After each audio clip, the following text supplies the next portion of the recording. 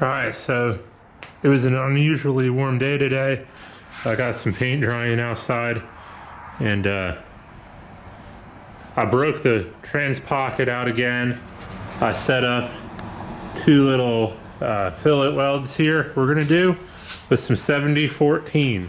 The reason why is last night when I was editing the last video I made, where I did some 7018 and some 7014 fillet welds and then cut and etched them, I was listening to the sounds the welder was making when I was editing the video, and I realized that I left the machine set up to pulse, like the pulse mode is on. I haven't turned the machine back on to figure out if that's actually what was going on, but I'm pretty sure I had the pulse on, because when I was welding, I was like, man, that's a really weird sound this is making. But I also don't normally stick weld inside, so it's been a while since I've actually heard the sound as crisp as I did last night. Usually I got like a generator or something going, or like an airline zip tied open or something, and I can't really hear the arc that well. So last night I was like, man, like it sounds like it's buzzing at like 60 hertz or something, because that's what I was doing right before this. Is I had the HTP set up for some aluminum, and I'll show you what I was doing here. It was there was a crack right there. I had to weld the crack solid and then grind it down. So, and this thing's pretty junky. I mean, that dude had that thing all bondoed up. So the weld on that was horrible. I turned this thing down to 60 hertz and whatever, and it still wasn't cutting it. So I broke out the MIG welder for that to finish it up. But anyway, I was used to hearing that 60 hertz rhythm. So when I had the transpocket out, I'm plugged into the 110 power. I was like, man, like, why? It sounds like it's buzzing at 60 hertz, And then when I was editing the video, I was like, oh man, I left the pulse on.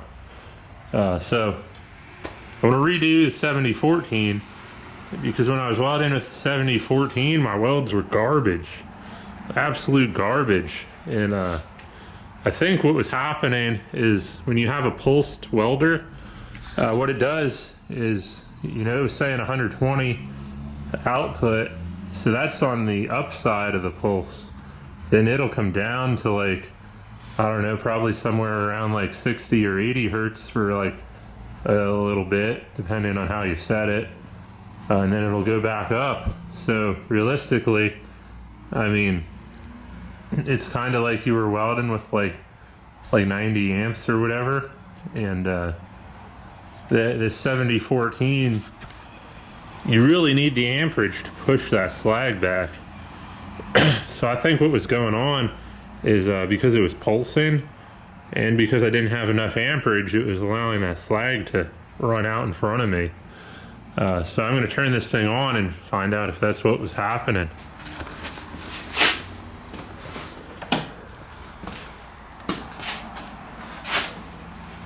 With 7018, the pulse mode works really good. And I think the last thing I welded with this machine was like a steel plate inside of a restaurant, like it was their cooking surface, or like I don't know, it's like a steel plate like this, and then they have like these burners in it, and that plate's like completely shot. It's like a Chinese restaurant where they probably didn't put too much money into this thing. It's probably like 30-40 years old, has like 50,000 heat cycles in it, and it was all deteriorated and whatnot, really thin in some spots, had all sorts of cracks. So I pretty much had to use this thing, and I was pulsing with it with 7018. So I think I should be somewhere around 5 hertz. So we're in stick mode now. I'm gonna hit this. Oh yeah, 2.7 hertz is what we had the pulse set up to. So yeah, you can see that. That's the pulse, 2.7 hertz. So let's turn that down and redo this test here. And then I wonder, last night I discovered that this thing would let me go up to 120 amps on the screen here. Oh, and we got our 9 and 4 amps back. Okay. All right. So now that we got it out of pulse mode, last night I was like, man, like there's no 4s and there's no 9 amps. Now there is. And we can still go up to 120. So that's surprising. But now we got our 9s and our 4s back just by going out of pulse. So let me try something here. Oh yeah.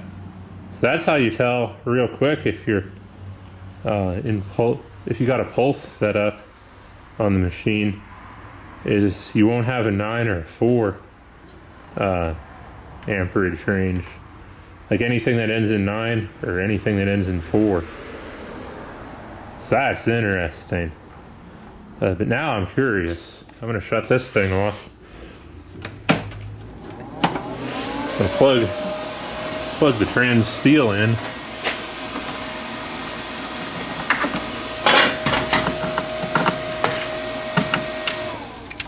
Turn that on, and I want to see the max output on this one. So we're in stick mode. 114 is the max on this one. All right, so I wasn't crazy.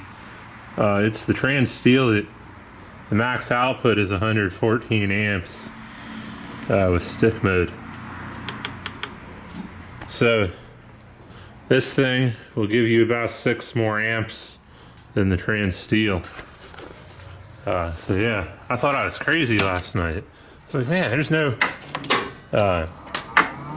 nothing that ends in a 9 or a 4, and I get more amperage.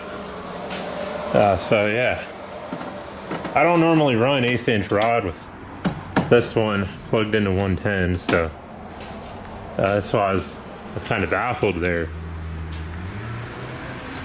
Usually run an 1/8 inch rod, especially 7018. If you don't have the circuit set up, this thing will pop breakers a lot. So I tend to just stick with 3/32 inch rods if I'm running on 110 with this machine. So the circuit I have here set up is a bit better than the generator, and it's a pretty short, like it's just a Romex that goes from the outlet here up and over to fuse box right there. Some of these other outlets are hooked up with like 30-40 foot of wire. This one's the most direct one, so I'm plugged into that. We're going to run 120 amps, 7014 with no pulse this time. I'm going to double check that I got it off. Yeah. So let's see how this works.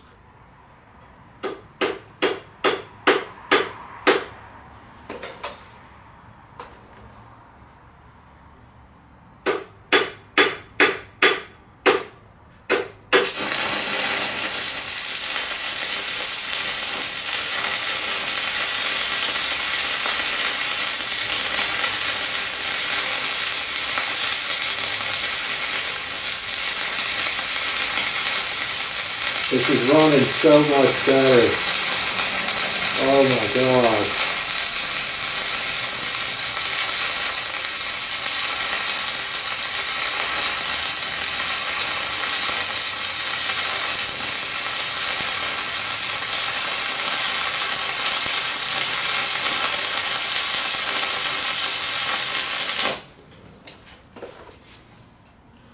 Yeah, so that ran a lot better.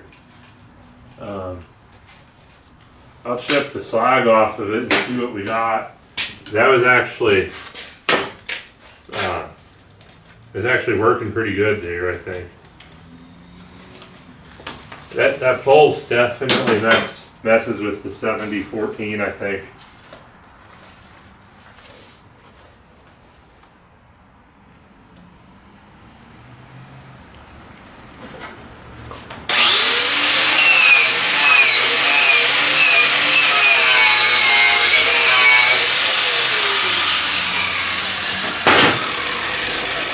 Yeah, that turned out probably not perfect because I'm not used to running the 70-14, but that's an acceptable weld now. That's something you'd expect to see on a project. So let me flip this around, and I'm gonna throw the pulse back on for this one. I just want to double check something. So I'm going to turn the pulse actually up to, like, I don't know, we'll go something really high. I'll go with a 50 hertz. Still max amperage. Let's see what happens here.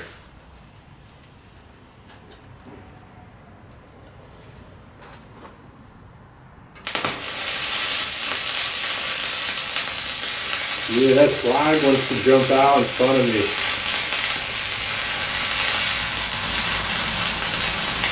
Oh, that's welding like absolute garbage.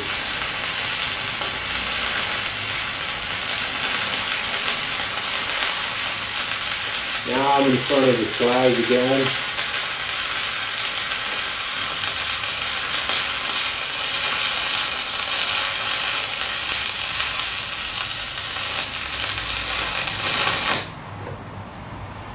Yeah.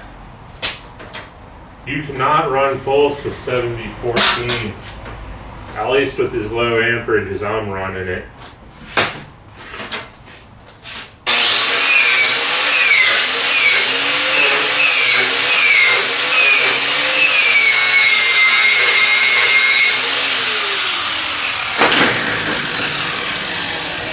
Yeah, that slag overtook me there in the beginning. I imagine the root is filled with slag, and you can actually see it push through the middle here. And then I was able to overtake the slag about halfway through that weld. So yeah, it's interesting. The pulse works really good with 70-18 and 60-11. I was able to use it really good. Well, certain 60-11s. The 70-18, it works like really, really good. It runs a bit different. Like last night, especially them first two welds, because I wasn't expecting it to be on, set up for pulse. I wasn't whipping it the same way I would when I'm pulsing. Like the oscillation is a little bit different. And you gotta, it's real easy to stick a rod when you're pulsing, especially with too low amps. So it can be tricky trying to learn how to weld with this thing set on pulse. But once you get it down, it'll help you in some really, really crazy situations, like I had at that restaurant, you know. My drive rolls are messed up on the Lincoln, and MIG welding wouldn't have been good anyway. I wanted a 70-18 because it can handle that expansion and contraction really, really well. The thing was cracked and thin anyway, so I ran the thinnest rod I could, and I had this thing pulsing at like 2 to 3 hertz, and that pulse is the only reason I was able to do that repair, because without the pulse, you know, I was blowing holes like crazy. I set the pulse on. I mean, it was still a challenge, but I was able to, I was actually able to do the repair and have it turn out okay.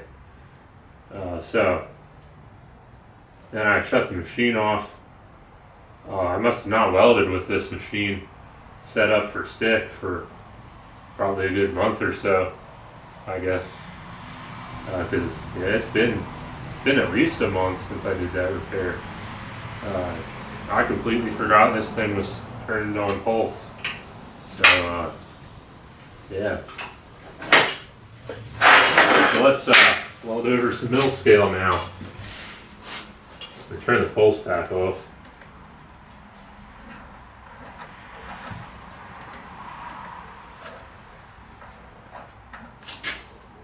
So yeah, when you go from pulse, so we're at 1 hertz there at 120 amps. We turn this pulse off, it's going to drop us down to 96 amps. So when you're running pulse at 120, it's like running normally at 96, or so the machine says.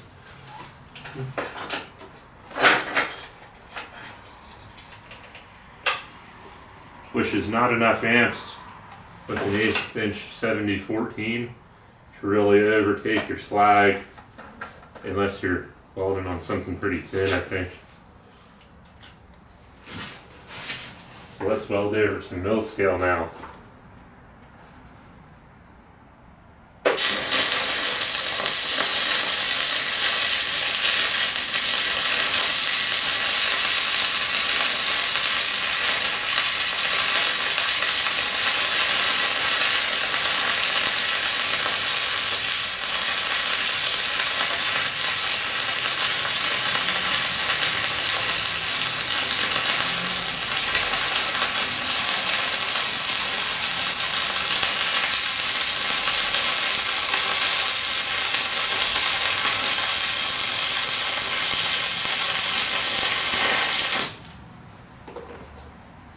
I think in the beginning of that one, I probably have slag trapped in the root.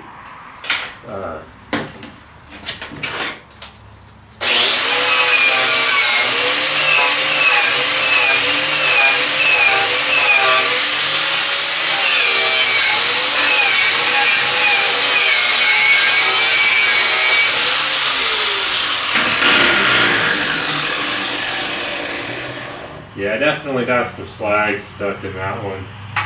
First half of that weld. It wasn't nearly as bad as when the pulse was on.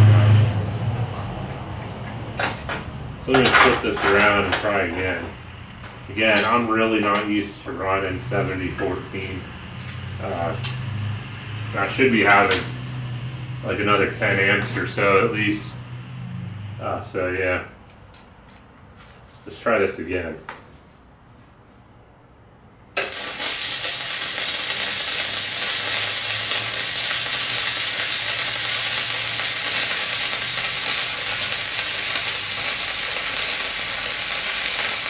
Yeah, this one's a lot better. I'm in front of the slag now.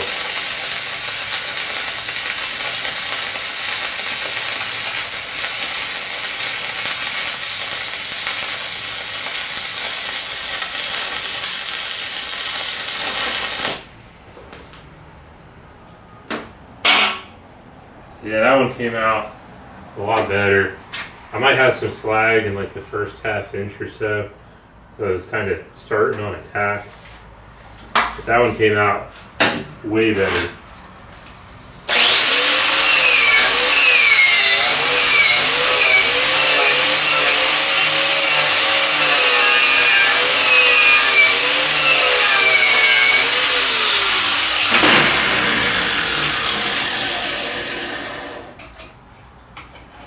Yeah, this is running how I would expect 7014 to run now. So let's zoom in here. So yeah, this is what I got here. This is no mill scale, and that's where I was pulsing. You can see, again, in the beginning, it's all sorts of garbage. It's a little bit better than last night, but not acceptable. This is the first mill scale weld that I did. And like I said in the beginning, that was definitely user error. I got that slag stuck. I let it overtake me. Then on the back side here, this is running over mill scale. I got some undercut on the upper side, but it's an acceptable farm code weld. A lot of people weld way worse than that. And this is no mill scale. Had a little bit of a hiccup right there towards the end, but that welded a lot better. So if I were to practice with this rod a little bit more, you know, I could probably do a lot better. I'll actually show you how much rod 7014 I've burned in my lifetime. So I had this pack, I think it was a 5-pound pack, brand new last year. That's how much is left in it. So the only 7014 I've burned is enough to fill this little space. And then maybe like, I don't know, like maybe 10 or 20 other rods out of another pack that I burned like at the very, very start of YouTube when I was out in my grandmother's driveway with the that Hobart Stickmate. So I'm not used to this rod. Yeah, let's get a cut and etch done on this thing. All right, so I finished the cut and etch on this.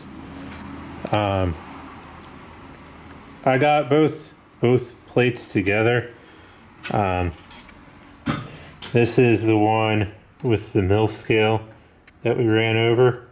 This is the one without the mill scale that we ran over. I took the best etching and put them next to each other. So this is the weld. I tried to cut through the where I had a lot of slag inclusions here, and I don't think I was running a pulse on the mill scale, and you can see that slag was just trapped at the top. It wasn't it wasn't trapped all the way through like we had last night when I was running with the pulse. There's still some slag stuck in the root, but we did get some root fusion, especially on this side where there was not any slag. See if I can get this camera to focus that tight. Probably not. There we go. So yeah, you can see we did get some root fusion. This is that slag pocket right here on the surface. It looked horrible from the surface, but it didn't look terrible once I cut into it. Yeah, this is welding over mill scale. But you can see, it's kind of hard to see depending on what light you're in, but the weld doesn't penetrate too deep into the base plate like the sidewall fusion. Like you can see here, it just kind of stops barely into the sidewalls. So with this one here, this is where I took off the mill scale. You can see it's got at least twice as much penetration. I would say probably half this rod, maybe 2/3 of this rod, it penetrated into the sidewalls. I had to see which one I was running the pulse on. I can't remember. Yeah, I don't remember what side I was running the pulse on This one. I think it was this side though, because you can tell it doesn't have as much fusion. Cannot remember though, but you can see without the mill scale, I mean, it definitely penetrated way harder than with the mill scale. Even though one of these I was running pulse, I got a lot more sidewall fusion and a pretty average root, I guess. So yeah, the mill scale, taking that off definitely helped. Seems to not affect the 7014 as bad, but the sidewall fusion, it definitely does help with that. Alright, so that's about it, I guess, for this video. I just wanted to try to quickly redo the 7014 welds that I did last night. I may redo the 7018, or at least I'll clean off some mill scale, and we'll run pulse on one side and no pulse on the other, see what we get out of it. I think that etching stuff, it definitely works better when you take your time and grind as smooth as you can get it. So I'm going to try to get better with that stuff here in the future. But yeah, if you like this series, let me know. Give me a like, subscribe, maybe comment down below. And again, I'm curious to know whether it's just me that's slow right now, or if it's the rest of the country. So let me know, what industry are you in? Are you unseasonably slow right now? Or are you out there killing it? Let me know.